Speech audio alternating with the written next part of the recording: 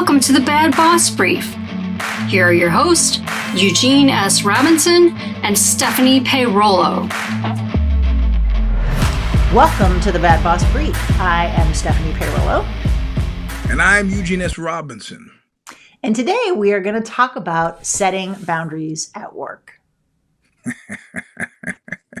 Woo! Boundary steppers abound, in my experience. Yeah, so it's tough to set boundaries at work. And so that's what we're going to talk about today. What are some of the challenges, how to do it effectively, and then what to do if someone comes traipsing on over all of the boundaries that you have set. So just to be clear, a boundary is setting a clear understanding of what it is that is and is not acceptable to you. Right? Mm-hmm. So a boundary is, no, I will not falsify data to lure investors. That would be a boundary. Another boundary might be, I'm not. I wonder if that sounds vaguely familiar to me. I can't quite place it, but I guess we'll get into it later. Yeah. I guess so. So certainly saying I'm not going to do something that's unethical. Some of it might be setting expectations around how and when you work. I will not be available to respond to work communications after 8 o'clock at night or on the weekends. It might be setting expectations for how people need to participate in a team. I'm going to need any edits to this presentation 24 hours before it's due, right?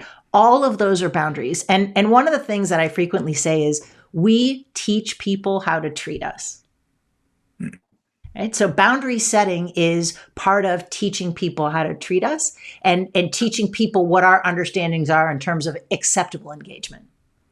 I tell you, I find myself to be highly susceptible to being Tom Sawyered, and there's a certain element of machismo in that. And I actually had junior staffers gang up on me after 3 or 4 years in the job, which was, I can comfortably say, Aussie media. And they said, "What lunatic convinced Carlos that we should do 14 articles a week?" And I owned right up to it. I said, it was me. And they said, "Why would you do such a thing?" And I said, well, I got caught into this kind of machismo spiral whereby he said, "How many articles could you generate?" I said, under the right set of circumstances, if I had my time as my own, I could probably do 2 a day, 1 in the morning, 1 in the afternoon. So he said, "You mean 14 a week?" I said, "Yeah, sure. Why not? Why not? I'm John Henry here." I did not expect that we would level set at 14, and that's what everybody complained about. And there was a workplace mutiny, actually, in fact, when they lowered it to 6 a week, which if you're a media type, still 6 a week, if done correctly, multiple sources, interviews, quotes for attribution, that's a lot. That's a heavy lift. But that was a number we set. And I apologize to the staff for my high-flown lunacy. But everybody had to set boundaries in order for him to realize, yeah, maybe Eugene was not the, the sanest of people to be asking how much to do. So, but you bring up a good point, which is that boundaries are flexible, right? Like you can set a boundary and an expectation and find over time that as you get more information, that boundary needs to be shifted either way, right? I mean, I think healthy people have emotional resilience and they can also be flexible in terms of their boundaries, right? And they can understand that. And I think it's also a challenge in leadership, listening to boundaries that other people set or things that they're asking for and being mindful that like you get more information. Things change. Things are different. And I think that, one of the things I want to say out of the gate is setting boundaries at work can be risky. Right? I have set boundaries at work about how I want to be treated, what I think is ethical, how I want people that work for me to be treated. And I've lost my job because of it. Right? So I do think that being able to set boundaries is sometimes a privilege, and you may not always be able to do that. I think also go ahead. There was we had to get that for those 14 articles a week. We had a 7-day work schedule because ostensibly the boundary that had been set was I don't want employees, I want owners, and owners would work on their business 7 days a week. And it was only when they hired an editorial director from Yahoo who said in very plain language, said it and meant it, which was first of all, I don't believe it's legal. Second of all, I will not be working 7 days a week, and I won't ask anybody who works for me to work 7 days a week. So at that point, the 7 day a week schedule was off the table, unless at that is escalatio. Are you going to fire this person at that point? The decision was made that he was not going to, so they had to back off the 7 day. It did not stop the sniper attack of I need to see you on Saturday, I need to see you on Sunday. But in general, most people at that point did not have to. And I always viewed it as exactly what it was, which was a fairly selfless act, because the option was fire me. And she was willing to do that, and I always kind of had begrudging respect for that. Well, and the challenge is we've both spent a lot of time in environments that are not known for appropriate work-life balance. Startups, tech culture, advertising agencies. And I do think that that is important when you're looking at setting a boundary, is to understand what is a reasonable expectation in the workplace, right? So I worked in business development, which meant at advertising land, I would run pitches to get us new clients, which would be 7 days a week, really long hours. More than once, I, worked all night long. And then you were done. Right? You either won or you didn't win. And then you got some time off, or that was just the schedule. And if I had come into a new business position and said, hey, I leave at 5 o'clock every night and I don't work weekends, well, that would not have been, that's just not what the job is, right? Like there's certain jobs you have to lift 40 pounds. There's certain jobs you have to work late. So I do think that understanding the context and the expectations, but then pushing back if they're insane, like 7 days a week, right? How long had Ozzy been going on before somebody pushed back on the 7 days a week thing? 2 years. I don't, her name was Liz. I don't believe I started there in 2012. I don't believe I had a weekend until 2014. Right. So that's part of that is the larger question is what have you signed up for when you walk in the door? Realizing that a lot of times where I found the boundary stuff around, particularly around work-life balance, to be challenging is when there is a narrative of specialness, right? We're founding a wonderful company. We're the first to ever do this. In the case of Ozzy, we're all owners. Like there's some narrative that justifies working you beyond human endurance. Right. And so I do think so. Let's talk a little bit about like kind of how to, but no, go ahead. My again, along the line of the Tom Sawyer thing, which for those of you who don't remember has to do with the fence where he snows all of his friends into.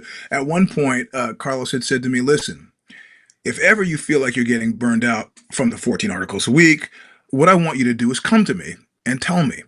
I don't want it to. I don't want to be surprised by problems. I want us to deal with it before it happens. And at one point, I actually hit that number 3 times, I would say. And I didn't have to. There were a couple of times I had to work 24-hour days, and then also hit that number, and I would feel physically ill from the effort of it. Now, I'm not lifting boxes. I'm not a stevedore. And I remember at one point, I thought, oh, let me give this a try. This is after the 7 day a week schedule. It's after 2 years. This is after all kinds of substandard weirdness and treatment. I come and say, hey, man, I remember the thing you told me about getting burned out? Well, I think I'm there. And he was like, great. Hey, could you bring me that? I might as well have said, I've eaten eggs today. I mean, it was a complete, there was no dealing at all with this issue and it just get back to work, which reminds me of a guy who I knew had problems with crystal meth, and his boss sat him down and said, if the problem is money, I can give you more money. Did not care. Getting 27-hour work days. Didn't care. Right. That's a boundary. So if you want to set a boundary, the first thing you need to do is to clearly articulate what it is. Right? So if we're talking work-life balance, it might be, I am no longer available to respond to Slacks, emails, or texts after 8 p.m. or on Sundays. Right? It's clear. You're not leaving any loopholes, right? Like, well, if no Slack, but text is okay, or, like whatever. And then you don't need to over-explain reasonable boundaries. Right. So again, assuming that this is reasonable in the place where you work, you don't need to over-explain it. Too often, particularly women will do this. They come in and they have all sorts of reasons why they're not available after 8 p.m. or on weekends. right? Which are very reasonable expectations in most jobs. And they'll say things like, well, it's really, my kids and I need to, I'm not feeling well. And they feel like they have to have a narrative. If you're setting a reasonable boundary and you have an understanding that it's, like relatively culturally appropriate, say the thing and stop talking. Yeah. You don't need to justify your desire to have a life, right? And I think in a lot of these cases, there's the people that are doing this kind of crazy work, they're not owners. They're not making huge amounts of money. They're not going to have equity, right? So there isn't even that. It's like you prove your loyalty, show how you don't need to participate in any of that stuff, right? No. And then the next thing is you are not responsible for anyone's emotional reaction to the boundaries that you set. Right? People explain it to me. Okay, so in running new business, I had to set really clear project management timelines. And I had to say to a particular executive creative director, you need to get me your creative ideas at 4:00 on Friday afternoon, because that was the last minute for me to get it into the materials and then off to the client. And the deadline for the client was not negotiable. You're 5 minutes late, you're out of contention. You can kiss your chance at these $1 million goodbye. So 4:00 on Friday. 3:00 on Friday, I haven't seen anything from him. And so I call him and I say, you've got 60 minutes to get me some creative ideas. And he's known this. It is enough time, right? He has not managed his time effectively. He loses his mind. He is screaming at me. He is absolutely sideways. It's my fault. I don't respect the creative process. Loses his mind, right? To which I respond, I'm not engaging, right? I let him yell, like, go have at it. I say, okay, all right, well, then I guess we won't be able to submit any creative ideas, which means we won't move forward for this piece of business. That's pretty simple.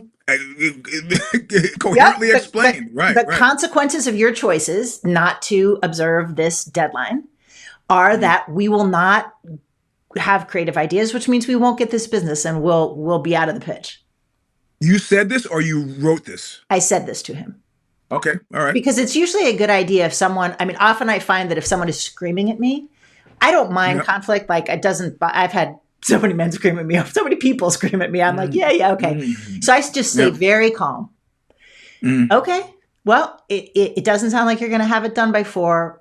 The consequence of that is that, this, that, and the next thing. I don't try to make him feel better. I don't excuse it. I also don't try to fix it. Right? Believe it or not, even though I was a new business person, there were plenty of times that I came up with creative ideas, right? Plenty of times I wrote things. Right. I'm not trying to save anything. So the idea is if someone is going to react to your boundary, and they may not react well, right? Like I remember, speaking of Carlos, having a pretty heated discussion with him about the fact that he thought I should be available for a Sunday morning call on Easter Sunday. Well, I'm a Christian. I go to church on Easter Sunday. It is a fairly significant religious holiday for me, and I was not planning on taking a conference call. And we had to have words about that, right? He did not think that that was a reasonable boundary for me to set. And you know what? I did not care. And so I think... So punchline was, what happened? I didn't participate in a call on... Beautiful. On that Sunday, and and then hold on. Let's step back a bit with the creative guy. What happened with that? He threw together some creative ideas. He is a very, very talented creative director, and they were pretty good.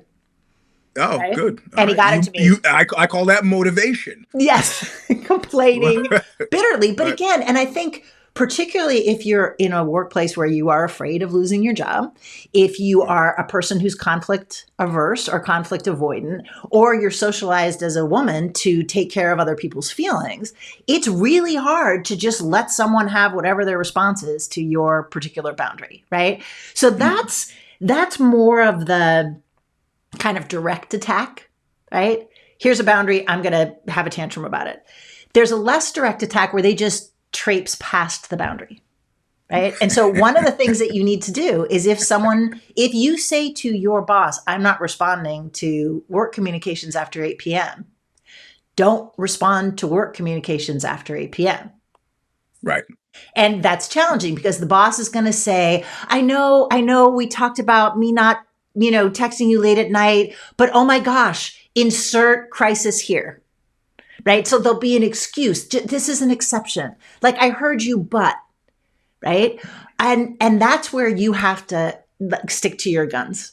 Right. Because if you say, okay, fine, I'll take this text at 10 o'clock at night because it's a crisis or an investor is upset or something, then next time it's going to be a minor crisis, that it's going to be he just had something on his mind, right? And so you have the responsibility of kind of sticking to your guns, which is difficult when people kind of traipse past your boundary. Have you had that happen? Do you have experiences where you've set a boundary and people have just, aside from what you just said with Carlos, set boundaries and people have traipsed over them? I haven't had that problem professionally. Personally, I've had it, but I part of it is affect, I think, because you will laugh at this, but in general, my affect is pretty congenial. And I know this because the boundaries that I have set that have been stomped over, the people are surprised that I react as badly as I do. At that point where I told you, I'll give you a prime example, and this is sort of a professional setting. One of my side hustles, or side, as you well know, I've been running a business since 1980. Music licensing record, and I refuse to deal with a guy. I'm sure he's comfortable with his name being mentioned, Mike Lavella. And Mike Lavella gets me on the phone and pleads. He goes, I need this and this and this. I go, Mike, there's a reason we're not working together, and it's because you never pay. And he goes, I promise I have a distributor in Australia. I can 30 days from now, I'm going to call you, Mike. And I shouldn't even have to call you because don't worry, I will pay. So I'm now like a hawk and I'm waiting, I'm counting down like Cape Canaveral. And I get to the 30th day and I say, hey, Mike, I call. I'm going to be in San Francisco today.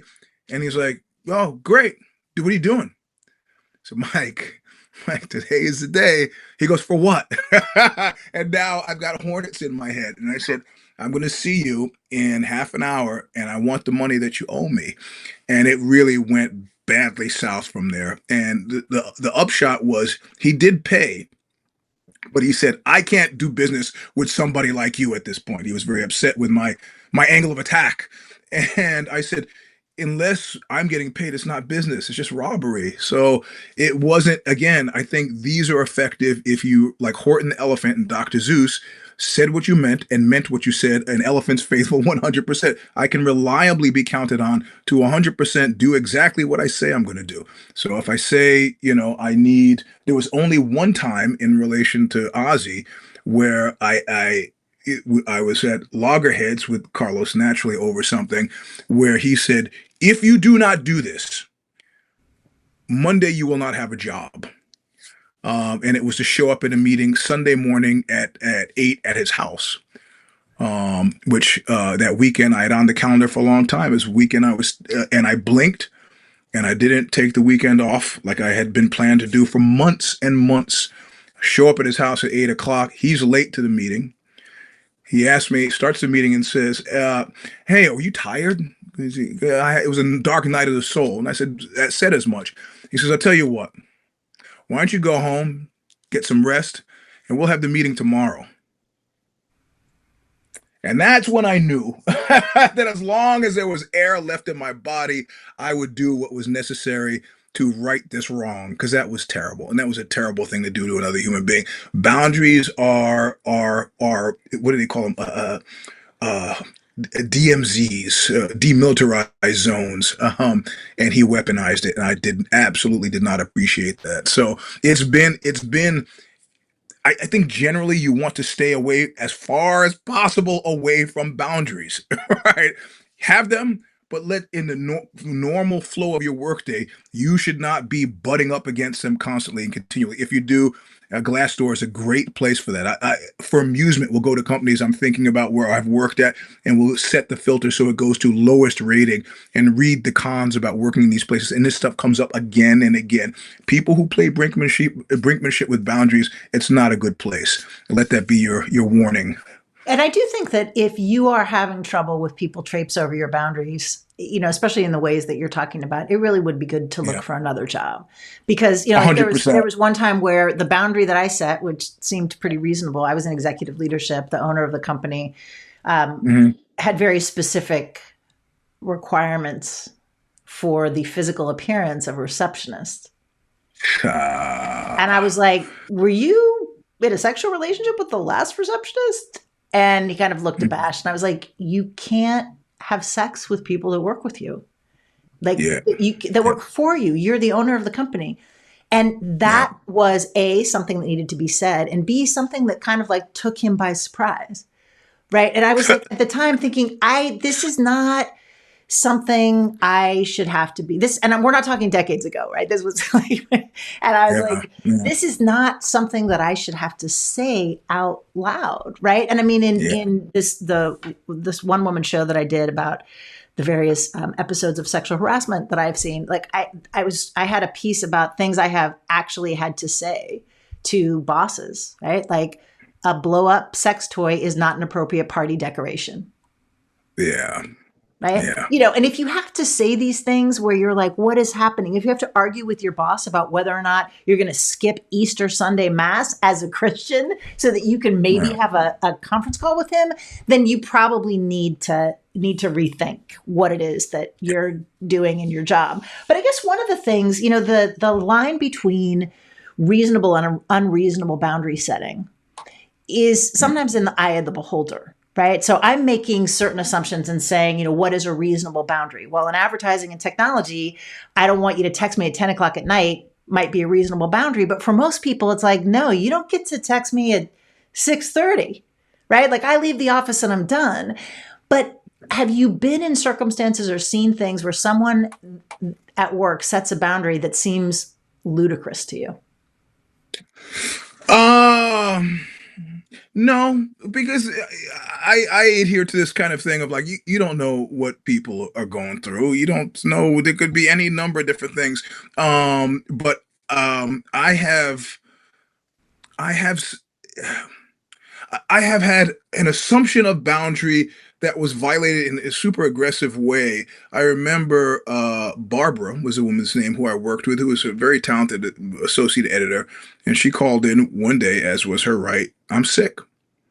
What was he? The COO heard that Barbara was sick, went to her apartment, leaned on her landlady. I'm worried about Barbara. Could you let me into her apartment? Essentially said, I need to perform a wellness check. Guy shows up in a suit. White guy shows up in a suit. I don't think if I showed up in a suit, I would have been given the same latitude. Go into her apartment, and Barb is laying in bed with tissues under her nose. Like, Fred, what are you doing here? And he was, I just wanted to see if you were sick. And that is the point at which Barb should have owned the company, because there should have been a massive lawsuit. Instead, she just switched jobs, which was great for her, bad for me. She was super talented. There was no explaining to Fred that was an incorrect thing to do. He wouldn't listen to it. Was not impressed at all with the rightness or the wrongness of what he had done. And that's kind of around the time when I start looking for another job, because I go, you can't fix that. You can't. Right. He wasn't going to listen to me. Nobody could explain to him why this was weird and creepy and inappropriate to be standing, in your 28-year-old associate editor's apartment after she calls in sick. So I chose to leave. And that's ultimately your only weapon against boundary steppers. Right. Maybe he thought the fact that you would not come to work sick was an unreasonable boundary, or maybe it made no sense to him. It wasn't for him to make sense of or not make sense of. I remember, and this is a modern issue that had come up with a guy had religious reasons, said that he had religious reasons for not wanting to work in close contact with women, right? Like, I mean, this was a job in which, like chiropractic stuff, physical stuff. Mhm. So I can't, based on my religion, I can't physically. It's like, no, you need to learn this stuff. CPR, you need to learn, and you're going to have to touch human bodies to do it. Because fine, can those human bodies be male bodies? And it wasn't my decision to make. I mean, I've had lots of jobs and lots of weird kind of avenues in my life, having been a professional lifeguard for a period of time and so on. But they made the accommodation because the guy claimed religious issues, that he could not physically touch a female at all in any way, shape, or form. I go, what if in the course of this job you have a patient that, so well, we have plenty of women here who could deal with but they let him have it. They let him have it, in which I was shocked. I was shocked and actually disturbed by, but whatever. And I guess I feel like if there are, I mean, I have pretty wide latitude for people who are needing accommodation because of, religious reasons, physical limitations, mental health issues, learning disabilities. I mean, I think there's a pretty wide latitude with that. I guess what gets frustrating to me is when people, like one of the things that comes up a lot is more and more people are talking about a 4-day work week. Right. Mm-hmm. And, wanting a 4-day work week, that can be totally reasonable. But the idea of like a 4-day work week needs to be structured in such a way that the people with whom your company does business, who are presumably working on a 5 to 7 day schedule, are that the business can still happen. Right. And so it's sometimes I feel like the narrative of we are a business, we have certain things we have to do, or if we're a nonprofit, certain people we have to serve. That I think can sometimes get lost, and people can focus so much on kind of what they're looking for. But I do think there are a lot of circumstances where people are working in a relatively functional environment, as functional as a corporation can be in corporate America.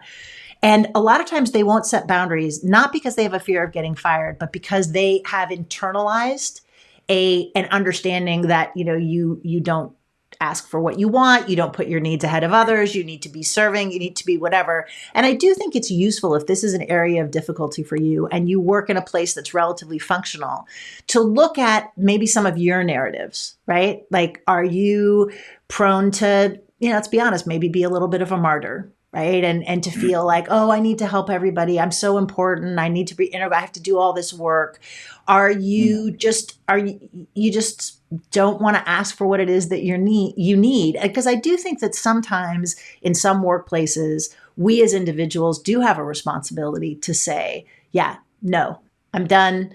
Don't want to do this. This is how I'm expecting to behave, because there have been many, many times where I have set a boundary.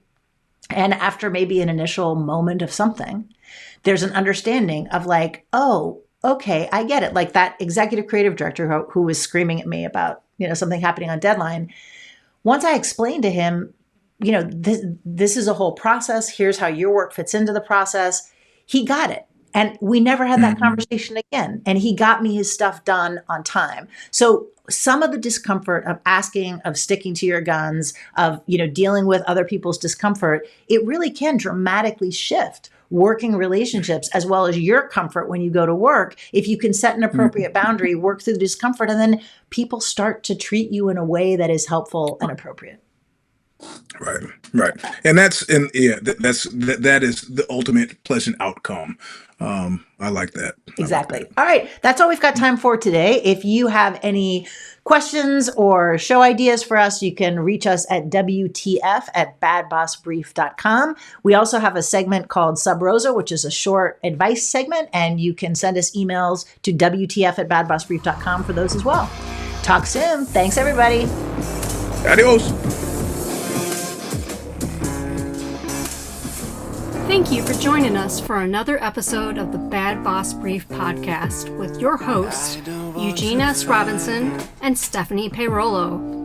You can check out more of their work by visiting consigliera.substack.com for Stephanie and eugenesrobinson.substack.com for Eugene. You can also find Eugene at Mr. Sleep 3, that's number 3, on Instagram. Reach out with your questions, concerns, worst case situations, or suggestions to us at WTF@badbossbrief.com. We personally answer every submission. Be sure to join us at badbossbrief.substack.com every other Wednesday for episodes of Bad Boss Brief for our Sub Rosa shorts. Until next time, don't be an asshole at work.